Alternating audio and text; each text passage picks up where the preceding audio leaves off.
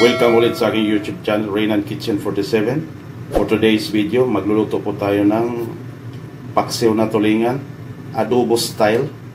Ito po yung ating sangkap. Meron tayong talong dito, meron tayong green chili, bawang, luya, at saka sibuyas.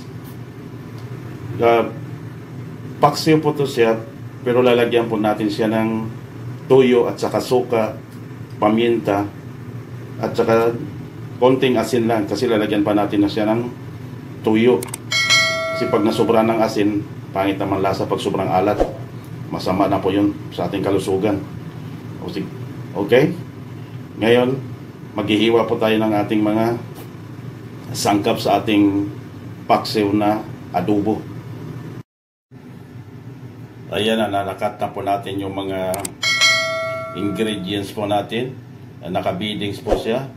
At ngayon, ilalagay na po natin yung ating mga hiniwang isda ito sa ibabaw. Okay? Diyan. Dito ka. Diyan ka. I-arrange natin ng maigi. Kaya naka-beadings yung ating sibuyas, bawang, luya, para pagka kumukulo na siya, pasok na pasok yung lasa sa isda. Okay? At ngayon, lalagyan po natin siya ng suka. At saka natin siya pakuluan ng 5 minutes.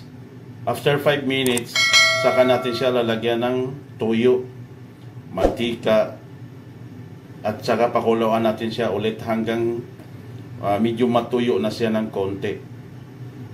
Okay? Yung talong, ilagay na lang natin sa ibabaw yun.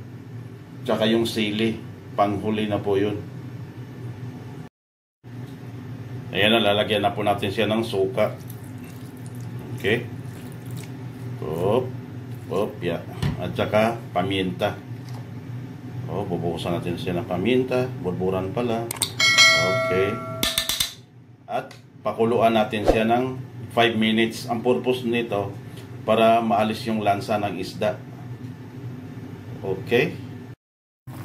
Yan, luto na po yung ating paksiw na tulingan, adobo style. Hanggang dito na lang po itong video sinishare ko po sa inyo. At sana nagugustuhan nyo po ito. At kung bago pa lang din po kayo dito sa aking YouTube channel, paki-like, share, and subscribe na lang po.